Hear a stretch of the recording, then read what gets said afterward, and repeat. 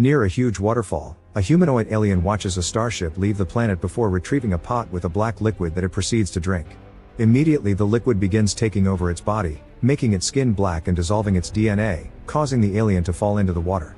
Its body begins dissolving as well, leaving its DNA to be taken away by the current. In 2089, a team of archaeologists led by Doctors Elizabeth and Charlie find some paintings in a cave in Scotland that are at least 35,000 years old.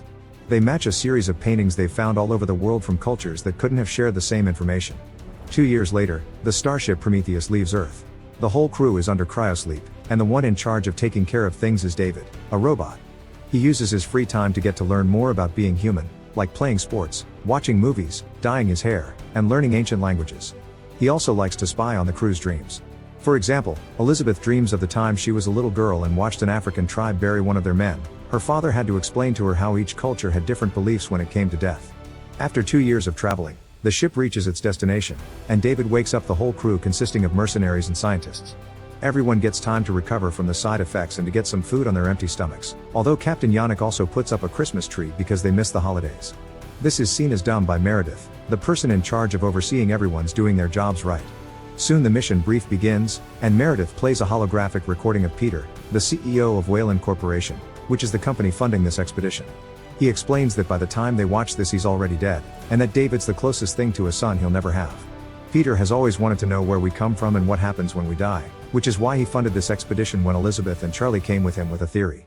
The doctors take over the floor and explain the paintings they found all over the world depicted a star map that could take them to a planet with its own sun that could sustain life, and that's where they are now. They think this map was left by some aliens Elizabeth calls engineers because her theory says they were the ones that created humankind, although the rest of the crew is skeptical. Moments later, Meredith calls the doctors to come to her private quarters, where she has her own medical pod and self-contained life support. Meredith explains that she doesn't believe those cave scribbles meant anything and she's doing this for Peter, thus it's her responsibility to be sure the money isn't wasted. If the doctors make fine life, they're forbidden from making contact, which makes the doctors wonder why they even came then. David spent the last 2 years deconstructing dozens of ancient languages and is sure he can communicate with the engineers, but when he sends a message to the planet, nobody responds. The crew decides it's time to land and the ship goes through the atmosphere, detecting no radio signals or heat sources, which should mean there's no civilization down there. However, Charlie notices some straight lines on the ground that couldn't have happened naturally, and the ship lands on that spot. The crew gets ready to go on the expedition and David wears a suit even if he doesn't need it because he was designed to blend in among humans. The group takes a series of vehicles to visit a dome-like structure that geologist Fifield can't tell if it's natural or not, but he's sure it's hollow. Once they get inside, Fifield sends 2 special probes that map the whole area, allowing them to find their way through a series of corridors. When they go deeper, they find a source of water that is heated by the sunlight, and the CO2 levels are acceptable. While outside it's completely toxic, it seems inside here it's breathable. Charlie assumes these aliens had been terraforming and takes the risk of removing his helmet, confirming it's completely fine. Then everyone removes their helmets to keep exploring, and David finds a wall with a weird goo and various symbols on it, which he activates thanks to his language knowledge. This causes a sudden hologram of running figures to appear through the corridors, and the crew follows them until they find the body of an alien lying next to the door that killed it. Fifield can tell things are getting dangerous and a geologist won't be needed, so he and biologist Milburn decide to go back to the ship. While the doctors inspect the body, David manages to open the door, and they find the alien's head on the other side in a great conservation state.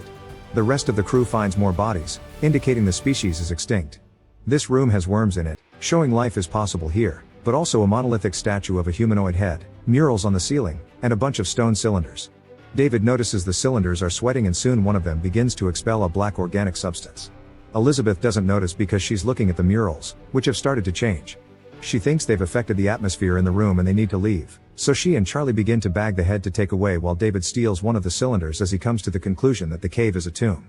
At that moment, Yannick discovers there's a dangerous storm incoming and calls the doctors to warn them. Meredith gives them 15 minutes to make it back before she closes the ramp. The crew runs out of the cave and drives as fast as possible, making it back to the ship just in time. However, the alien head falls from the vehicle in the process and Elizabeth goes back to grab it, causing the storm to hit her and enter the ship. Charlie tries to rescue her by driving the vehicle through the wind but he ends up getting stuck as well, and in the end they must be pulled away by David with a set of wires. Afterward the crew begins working on decontaminating their bodies in the hangar, only to discover Milburn and Fifield haven't come back yet. It turns out the 2 scientists are lost inside the cave. Yannick manages to contact them to explain they can't pick them up because of the storm, meaning they'll need to wait until morning. Meanwhile the team sterilizes the head and a quick scan reveals it's not an exoskeleton, it's a helmet.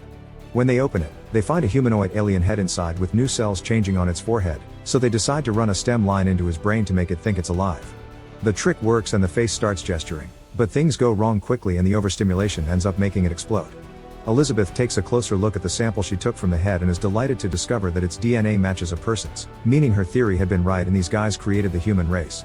Meanwhile, David goes to offer an update to a cryosleep pod that holds a mysterious person. Nobody else knows about it except for Meredith, who violently demands David tell her what the person said. David only says they were asked to try harder. Then David goes to inspect the cylinder he brought in private, and inside he finds a bunch of capsules with a black liquid inside. This gives him an idea, and he decides to visit Charlie to share a drink with him as they wonder how far they'd go to get the answers they want. Afterward, Charlie joins Elizabeth in her room and she gets to share the news about the DNA, so they celebrate by getting frisky. In the cave, Milburn and Fifield are looking at a creepy pile of alien bodies when they suddenly get a call from Yannick, who warns them that the scanner found signs of a life form nearby. The scientists begin to worry, but just like that the ping on the scanner disappears, and Yannick blames it on a glitch. Eventually Milburn and Fifield come across the room with the monolith and find the black liquid coming out from the cylinders. To their surprise, they find a reptile-type alien swimming in the liquid, and when Milburn comes closer, the creature gets attached to his arm to try to break it. Fifield cuts the creature off to help him only to get the alien's corrosive fluid sprayed on his helmet, which eats through the plastic and reaches his face. While Fifield agonizes in pain, the creature gets inside Milburn's suit and kills him. The next morning, Charlie wakes up feeling unwell and notices there's something weird in his eyes. Yannick calls everyone to inform them the storm's gone, but he can't make contact with the scientists, so they'll go looking for them. His men couldn't find the glitch on the scan either, thus David promises he'll find the probe and fix it. However, while the group searches the cave, David stays behind on purpose and takes his own path, sending a recording of what he sees to Meredith. He finds another room full of thousands of cylinders and alien armor, then takes a corridor to a chamber with a bunch of cryosleep capsules. David cuts Meredith off before activating a machine in the center of the room that shows him holograms of the engineers looking at a star map that includes Earth. When the show is over, David notices one of the cryosleep capsules is glowing because it still has a live engineer inside. Meanwhile, Charlie keeps tripping during their search and Elizabeth notices he's sick, but he keeps going anyway. When they finally find Milburn's body, they come closer to inspect it and cause the little reptile alien to jump out and slither away. Yet Fifield is nowhere to be seen. At that moment, Charlie starts to feel really sick, so Elizabeth asks everyone to go back in order to quarantine Charlie. By the time they return to the ship, Charlie's skin is starting to turn black, and Meredith meets them at the hangar with a flamethrower in hand because she doesn't want Charlie aboard. Yannick and Elizabeth start arguing with her, but Charlie thinks he has no future and walks to Meredith on purpose to make her toast him to the ground while Elizabeth watches in agony. Moments later, the crew is quarantined and David runs tests on Elizabeth to check Charlie didn't infect her. To their surprise, the scan shows her to be 3 months pregnant, which is impossible because 3 months ago she had been under cryosleep. The fetus has a creepy weird shape as well and Elizabeth wants it out, but David points out they don't have the means or personnel to perform such surgery. Suddenly Elizabeth's abdomen beings hurting terribly, so David gives her some medicine to make her sleep. Some minutes later, a few crew members wake Elizabeth up in order to take her to a cryosleep capsule until they can decide what to do with her fetus. Elizabeth refuses to keep this thing and fights everyone off before running away until she finds Meredith's medical pod. She asks for a cesarean, but for some reason the pod is only calibrated for men and can't do it, so instead Elizabeth asks for the extraction of a foreign body. The machine accepts this and gives her some anesthetics, but they aren't strong enough and she still feels unbearable pain as a claw removes the strange fetus from her body.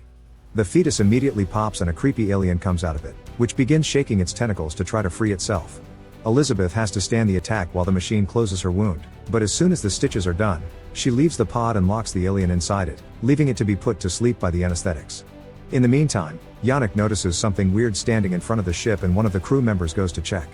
It turns out to be a mutated Fifield, who begins attacking all the people in the hangar.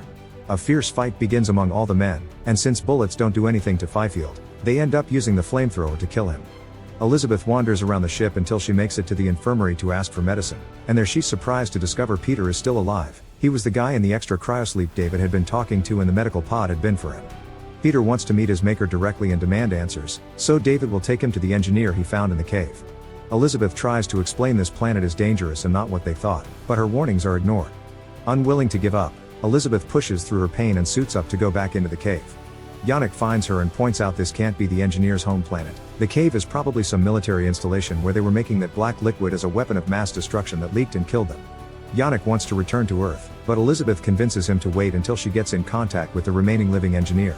Peter is getting ready to leave too and Meredith comes to try to stop him from dying in some hole as she calls him father, but Peter ignores her warnings as well.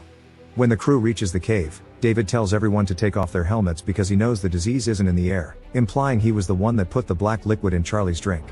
The crew reaches the new room with the thousands of cylinders and David calls it a cargo hold. This new scan angle makes Yannick and Meredith realize this isn't a cave, it's a starship.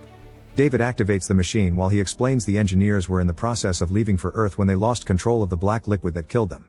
The last engineer is woken up, and Elizabeth tries to ask some questions, but Peter makes one of his mercenaries shut her up with a hit before he begins asking philosophical questions of his own. David translates into Proto-Indo-European, but the engineer reacts by taking David's head and using it to kill Peter. Then he pushes Elizabeth away to kill the mercenaries that are wasting bullets on him.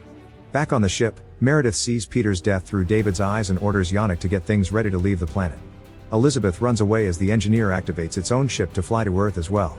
This opens lots of areas on the ground and Elizabeth jumps through them as she calls Yannick to tell him to stop the engineer or the black liquid will make it to Earth and destroy humanity. Prometheus isn't a battleship and Meredith thinks they should leave without doing anything, but Yannick ignores her and orders his pilots to warm up the ion propulsion, which will transform the ship into a bullet. Meredith runs out of the ship, and Yannick gives permission to his pilots to do the same, but the pilots respect their captain and would rather go down with him. In mere seconds, both ships are crashing in the air, successfully stopping the engineer from leaving. However, the ships now fall to the ground, and Elizabeth and Meredith have to run away before they get crushed. Meredith isn't fast enough and dies, but Elizabeth manages to survive by finding cover next to a rock. Then Elizabeth goes into Prometheus to get some supplies and hears some noises deeper inside. After grabbing an axe to defend herself, she goes to investigate and discovers her alien offspring has escaped the medical pod and has grown into a huge size. At that moment, David contacts Elizabeth and tells her to run, but it's too late. The engineer shows up and pushes Elizabeth against the wall to kill her. Elizabeth thinks fast and opens the door behind her, which releases the alien offspring that immediately jumps on the engineer. As Elizabeth runs away, her offspring thrusts an ovipositor down the engineer's throat and subdues him. Outside the ship, Elizabeth's having a breakdown when he's suddenly contacted by David, who explains the engineers have more ships underground and he can pilot them. Elizabeth goes to rescue both David's head and body, but she has a request. Instead of returning to Earth, she wants to go to the engineer's home planet, and David accepts even if he doesn't understand why she's so desperate for answers. Before David and Elizabeth leave the planet on an alien ship, Elizabeth returns to Prometheus one last time to send a message to Earth explaining what happened. Moments later, from inside the dead engineer, a black alien emerges, confirming this story is the predecessor to Ripley's tale. Make sure to subscribe and turn on notifications so you can watch more videos like this. Thanks for watching.